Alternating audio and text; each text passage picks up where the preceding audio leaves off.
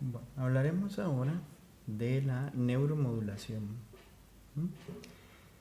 La neuromodulación es un proceso por el cual la transmisión sináptica entre dos neuronas aumenta o disminuye a través de la acción de una tercera sustancia llamada neuromodulador. Hasta el momento hemos estudiado la sinapsis química entre dos sustancias y la unidireccionalidad donde una neurona, la presináptica, libera neurotransmisores al espacio sináptico y luego la neurona posináptica las acepta para transmitir información, ya sea un potencial excitatorio o inhibitorio. Durante la neuromodulación, la transmisión clásica sigue ocurriendo. Entonces aquí tenemos un video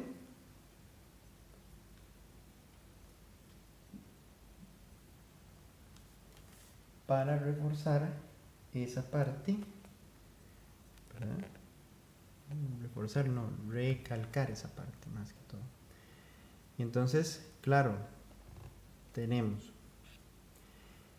la neurona presináptica, la neurona posináptica, ok, el axón, el espacio sináptico, las dendritas de la neurona posináptica, vesículas y neurotransmisores, y recordamos esto, ¿verdad? Que es prácticamente lo que sabemos hasta el momento.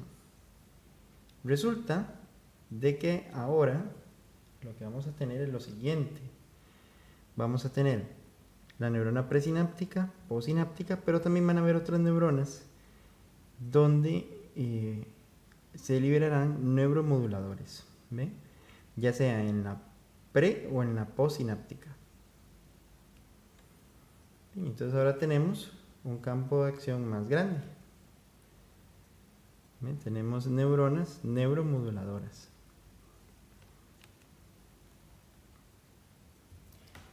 ¿Qué son los neuromoduladores? Bueno, son neurotransmisores, pequeñas moléculas liberadas por una tercera neurona, haciendo sinapsis con neuronas pre y posinápticas. La localidad es importante ya que afecta neuronas localmente o próximas, o sistemática, afectando grandes áreas del sistema nervioso al mismo tiempo.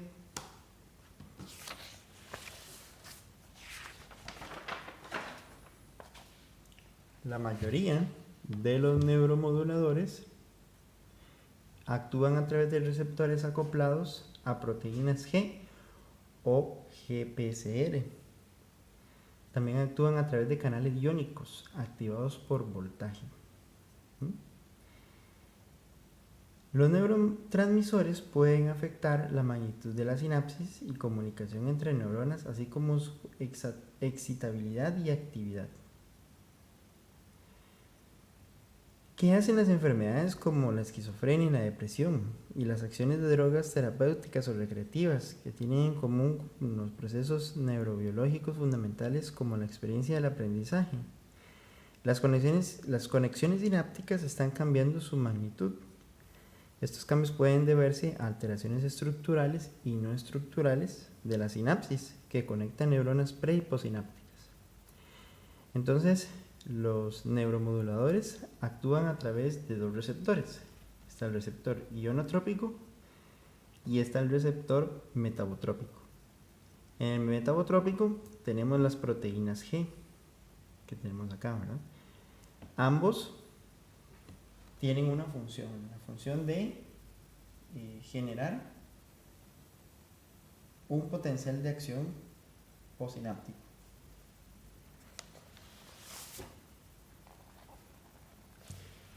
Los cambios estructurales en la magnitud de la sinapsis incluyen la alteración en el número de adición o pérdida de tamaño por crecimiento o contracción de la sinapsis.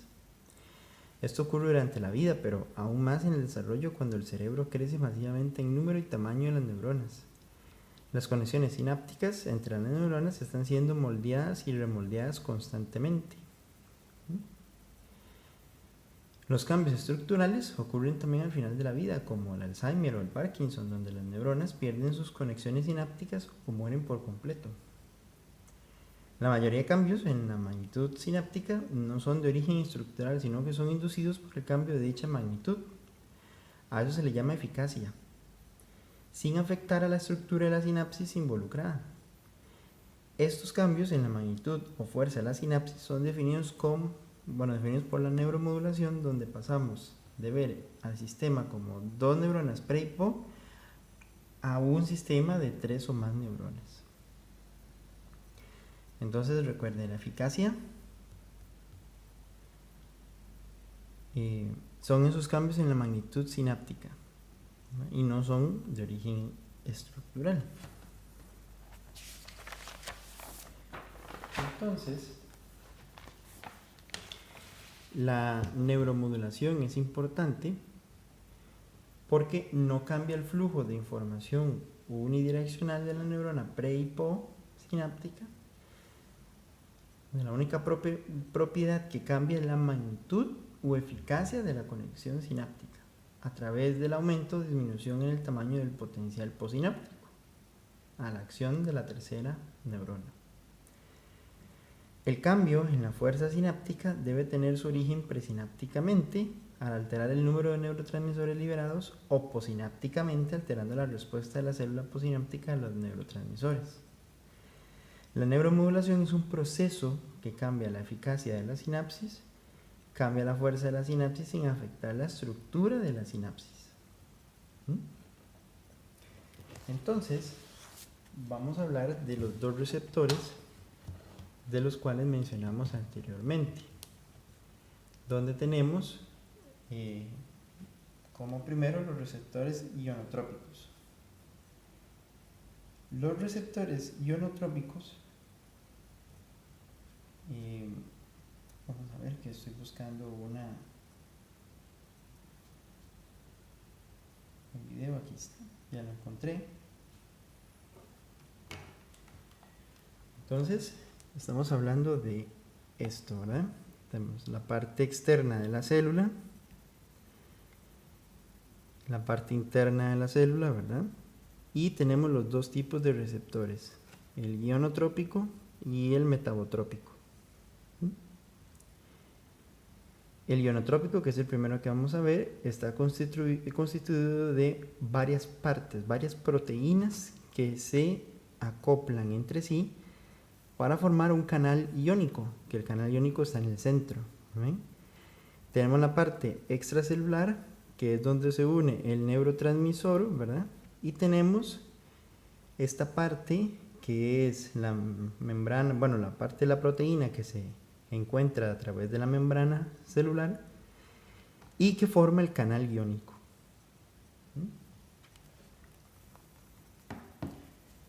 La modulación postsináptica de transmisión o fuerza sináptica se puede lograr mediante una variable o variedad de neurotransmisores. Si un neurotransmisor causa efectos excitatorios o inhibitorios en una neurona postsináptica, no es una propiedad de la molécula neurotransmisora por sí sola. El neurotransmisor en sí es una señal para actuar, pero la acción que toma la neurona depende de las moléculas receptoras postsinápticas que reciben esa señal. El receptor postsináptico determina qué efecto tiene un neurotransmisor. El sistema nervioso se caracteriza por tener un número pequeño de neurotransmisores, pero una diversidad extrema de tipos de moléculas receptoras que interactúan con los neurotransmisores. Entonces, ojo con eso, poco número o número pequeño de neurotransmisores, pero muchos receptores. Podemos diferenciar entre dos grandes tipos de moléculas receptoras postsinápticas, de mecanismos de acción muy distintos y diferentes velocidades de operación, el ionotrópico y el metabotrópico.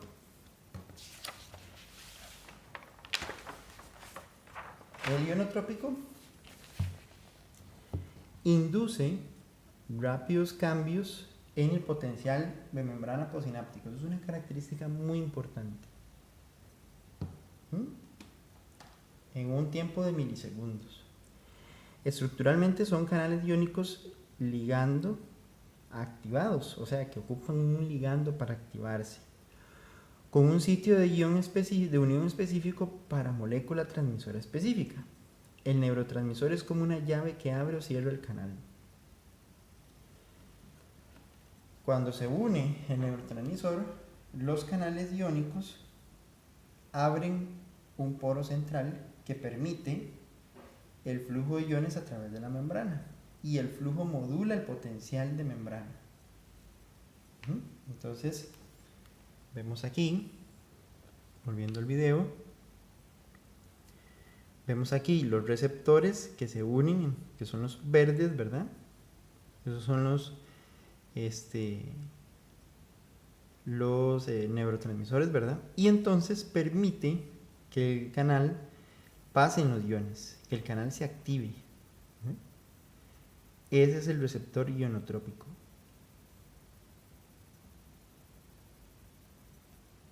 Permite lo que es el flujo de iones a través de ese poro.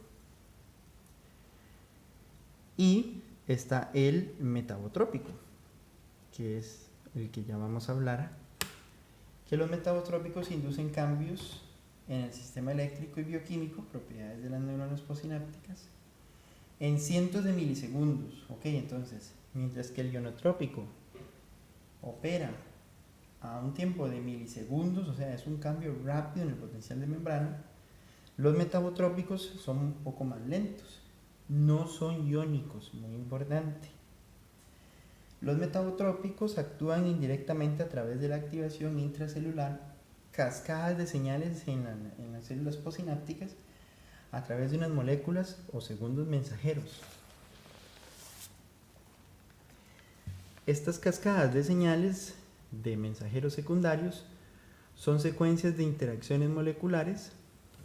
Una molécula causa un cambio en otra, que interactúa con otra y así sucesivamente. El funcionamiento interno de las células está formado por redes complejas de interacciones entre cascadas o vías de señalización molecular, y los receptores metabotrópicos interactúan entre la sinapsis y la parte interna de la célula. Las vías de señalización pueden indicar a la célula que modifique sus funciones básicas, incluidas qué proteínas produce.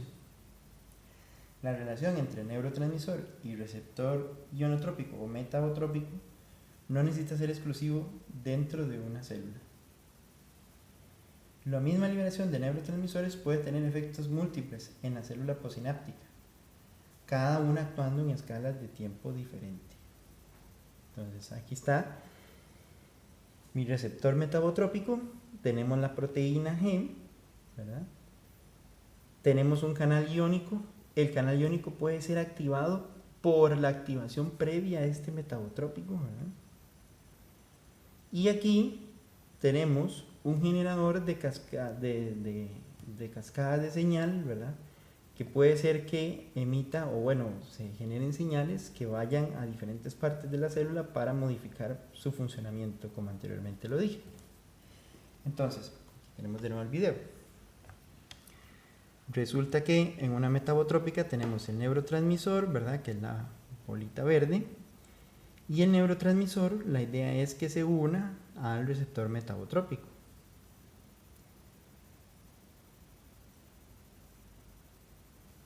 Tenemos la proteína G, que en este caso está constituido por tres secciones, el alfa, el beta y el gamma, que ya va a aparecer.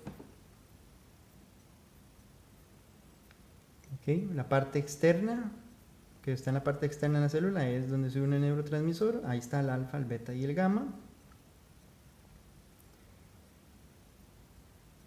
Y tenemos difosfato de guanosina. Ese difosfato, ¿verdad? Llegará a activarse, llegará a unirse, ¿verdad?, a esa proteína G.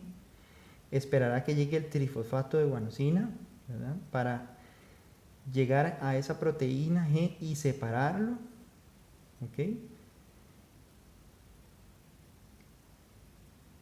Producto de la unión de ese neurotransmisor en el receptor metabotrópico. Luego, vamos a esperar que siga moviéndose la animación. Este complejo beta y gamma puede interactuar con el receptor ionotrópico y activarlo. O también tenemos un efector, ¿verdad?, donde esa parte alfa con el trifosfato de guanosina activa la señal, lo que es la cascada de señales, que son diferentes señales que van a ir a diferentes partes de la célula para que trabajen o se modifique su comportamiento. Entonces recuerde que este es de una respuesta lenta y este es de una respuesta rápida. Muy bien.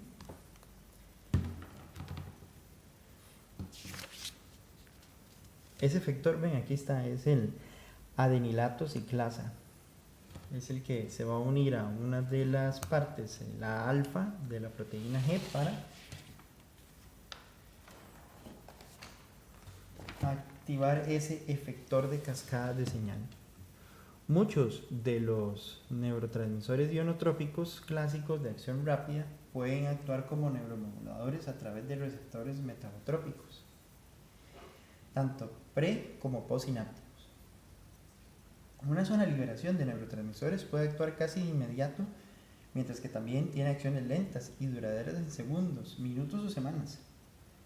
Esta complejidad juega un papel crítico con permitir que el sistema nervioso cambie y se adapte a diferentes escalas de tiempo. En los metabotrópicos, la mayoría pertenece a un grupo o familia importante de receptores llamados receptores acoplados de proteína G o GPCRs. Y es una familia diversa, hay 2000 genes de GPCRs en el genoma humano, cada uno con una preferencia particular para unirse a neurotransmisores diferentes u hormonas. El 10% del código genético en el genoma humano es código, es para producir código GPCR. Qué interesante. Mientras hay una cantidad enorme de GPCR fuera de sus sitios de unión a ligandos especializados, los GPCRs es un complejo proteínico transmembrana. Su trabajo es unir moléculas fuera de la célula y hacer un cambio dentro de la célula. Ese es su objetivo. La porción ligante del GPCR está fuera de la célula, el receptor, ¿verdad? La proteína G, el receptor acoplado, es la que ocurre dentro de la célula, lo que hemos hablado, alfa, beta y gamma. Las tres juntas forman la proteína G y se llama así porque se une a la molécula de trifosfato de guanosina, o GTP, uno de los 4 bloques del ADN. El GTP y el ATP, su prima, juegan un papel importante en el almacenamiento de energía en molécula. ¿Pero cómo funcionan? Bueno, un ligando se une afuera de la célula y esto afecta la función de las proteínas G dentro de la célula.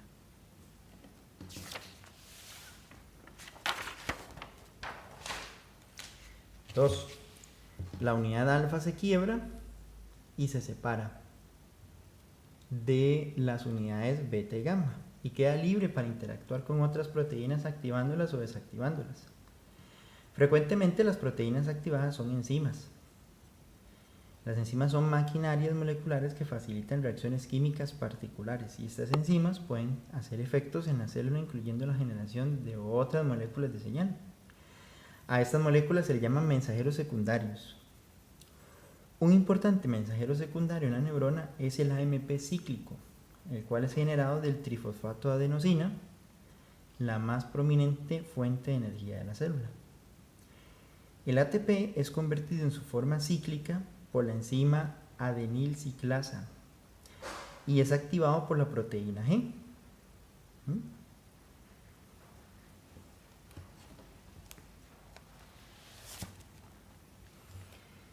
El AMP cíclico, segundo mensajero, ahora activa otra enzima llamada la quinasa A o PKA y ahora esta se activa.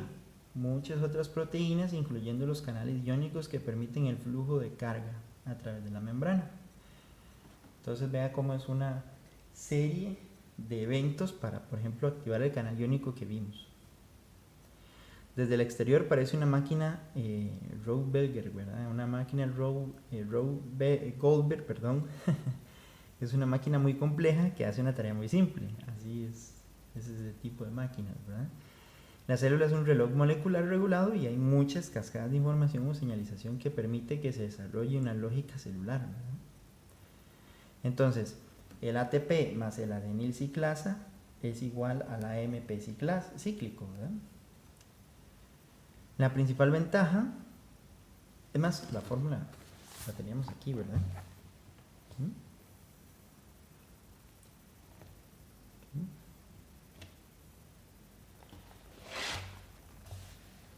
La principal ventaja de los GPCR sobre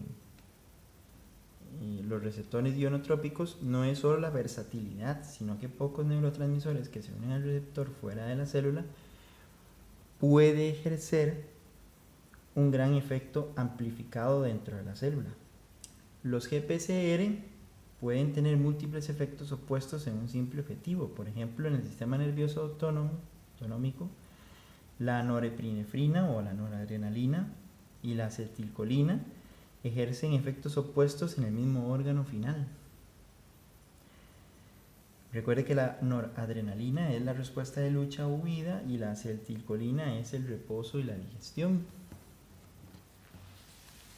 Bueno, está asociado con el reposo y la digestión, ¿no?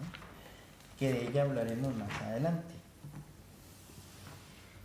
La especificidad de los efectos está mediada por diferentes GPCRs y su cascada de señales asociadas intracelularmente.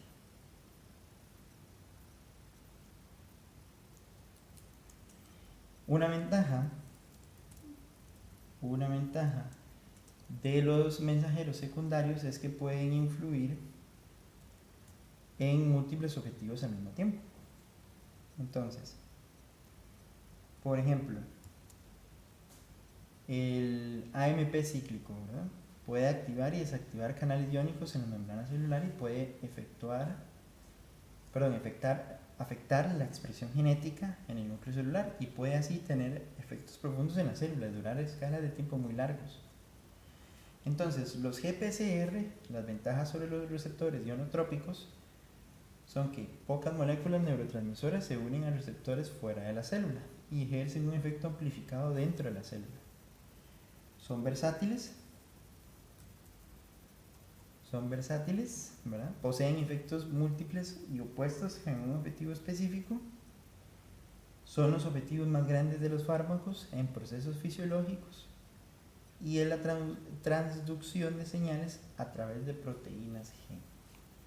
Esas serían las ventajas de los GPCR sobre los ionotrópicos. Ahora seguiremos hablando de diferentes tipos de neuromoduladores en el cerebro, pero eso será el próximo video.